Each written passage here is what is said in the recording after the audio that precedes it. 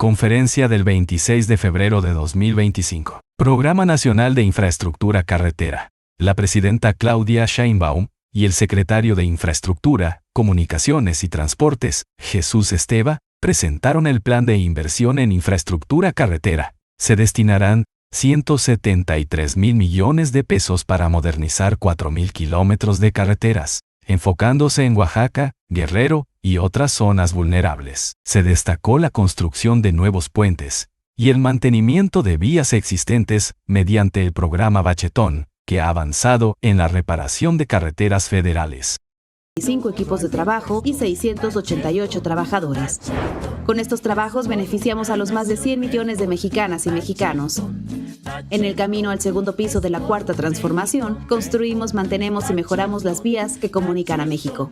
Secretaría de Infraestructura, Comunicaciones y Transportes. Reforma contra el nepotismo y polémica por el cambio de fecha. Uno de los momentos más controvertidos fue la aprobación de la reforma contra el nepotismo, originalmente propuesta para 2027, pero modificada en el Senado para aplicarse hasta 2030. Se mencionó que el cambio habría sido impulsado por el gobernador de San Luis Potosí para permitir la candidatura de su esposa en 2027. La presidenta defendió la decisión, argumentando que era un acuerdo necesario para asegurar su aprobación, aunque reconoció que la ciudadanía podría sancionar políticamente a quienes intenten postular familiares. Entiendo que en el acuerdo, para poder tener la mayoría de los partidos que son parte de la alianza del movimiento, acordaron que fuera hasta el 2030. Entonces, allá es una decisión de los senadores y los diputados, y lo que me importa a mí, o yo creo que no a la presidenta, lo que le importa a todas y a todos los mexicanos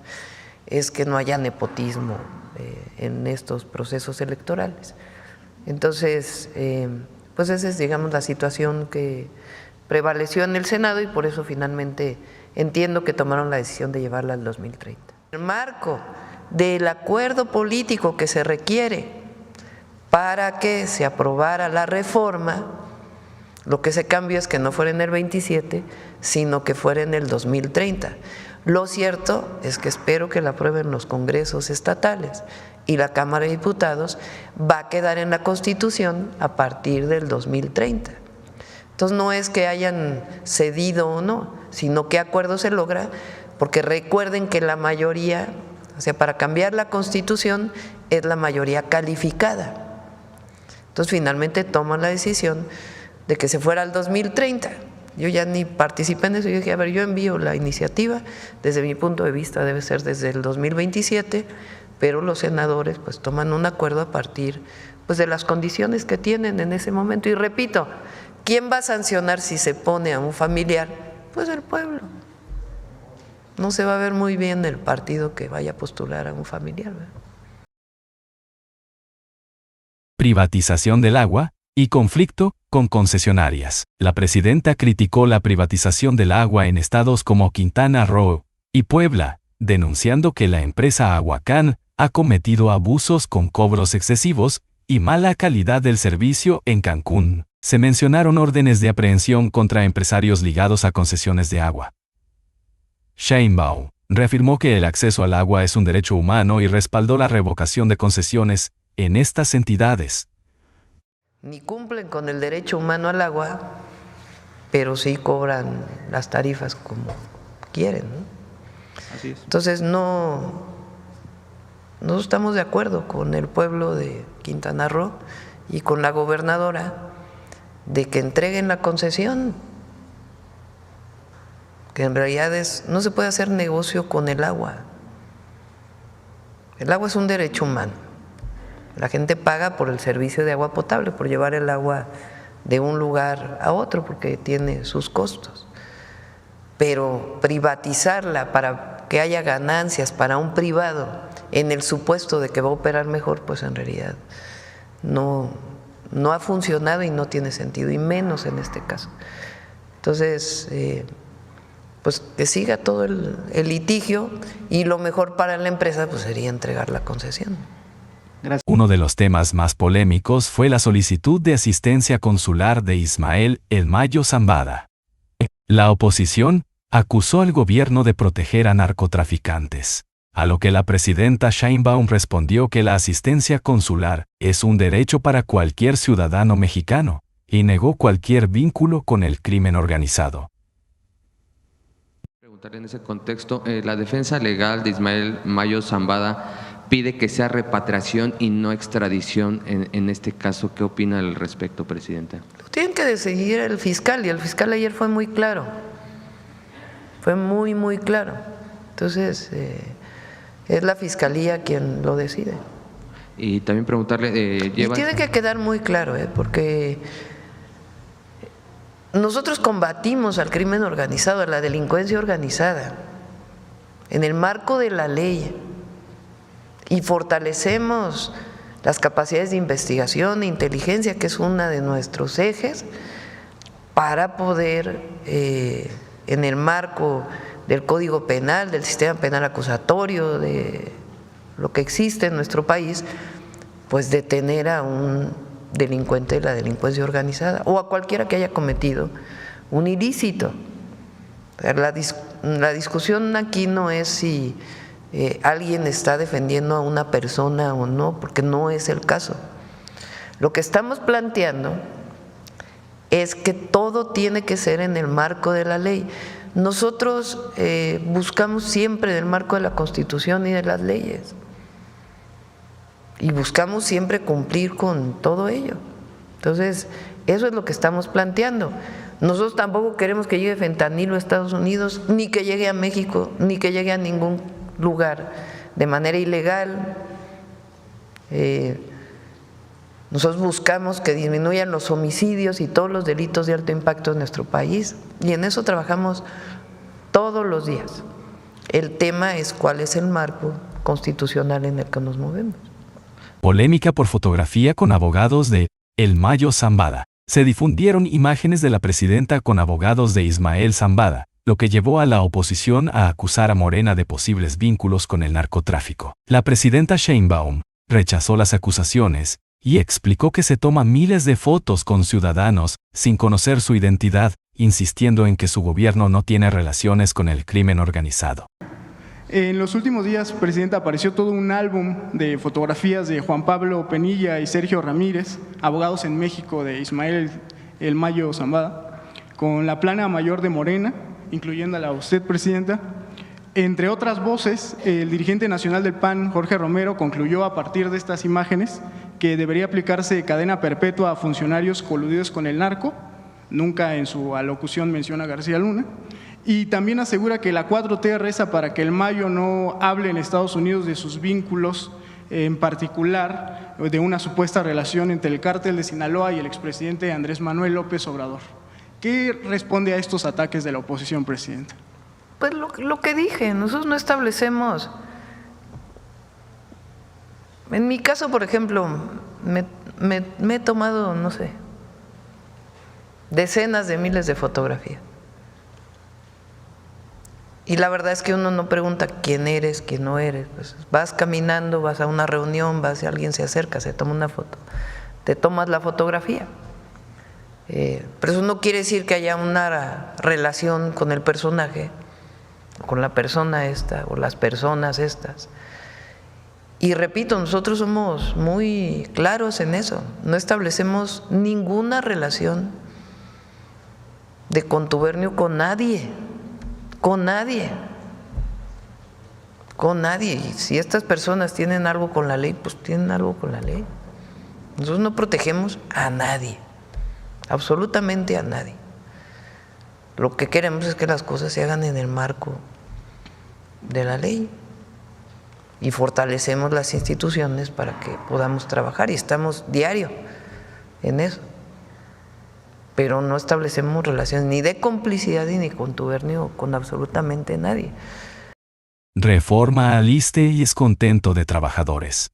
Se debatió la reforma al ISSSTE y su impacto en los trabajadores del Estado, aunque Sheinbaum aseguró que no afectará a maestros ni personal de salud. Sindicatos han manifestado su inconformidad. Se abordaron propuestas para mejorar las pensiones y reducir la edad de jubilación, Pero la presidenta señaló que cualquier modificación debe ser financieramente viable. Las reformas consisten o tienen dos objetivos. Uno, que las personas, servidores públicos de confianza de los gobiernos o de los poderes ejecutivo, legislativo y judicial, que tenemos ingresos divididos en una parte de salario base y otra parte de compensación, que la parte de compensación destinemos el 2.7%, creo que es, para fortalecer el ISSSTE, porque en esa parte de nuestro salario no cotizamos al ISSSTE. No impacta en pensiones, no impacta en nada, sencillamente es un descuento para los servicios de salud. No impacta en maestros. A los maestros no se les va a descontar nada más de lo que actualmente existe en la ley. No impacta a trabajadores de base de los gobiernos, no impacta a trabajadores del sector salud, no tiene ningún impacto, sino sencillamente en los trabajadores de confianza de los tres poderes que tenemos un ingreso adicional por compensación. Eso es lo primero. ¿Por qué lo hacemos así? Pues porque es injusto que si tienes una parte de tu salario que cotiza y otra parte que es tu compensación, pues que de esa parte te descuenten el 2% para apoyar al ISSSTE, que es a donde vamos a recibir atención médica los trabajadores del Estado. Esa es una, y repito, no impacta a maestros, no impacta a trabajadores de la salud, no. La otra es que en el caso del FOBISSSTE se disminuyan deudas. Puede haber quitas de intereses y de otras cosas que se cobran para que la gente que tiene una deuda con el FOBISSSTE pues disminuya su deuda y pague ya su casa y pueda recibir su apoyo. La otra es que el FOBISSSTE ya no solamente de crédito, sino que también pueda construir. Esas son las reformas que están planteadas. No afectan ni a maestros, ni a trabajadores del sector salud, ni a los afiliados al ISSSTE que son trabajadores de base.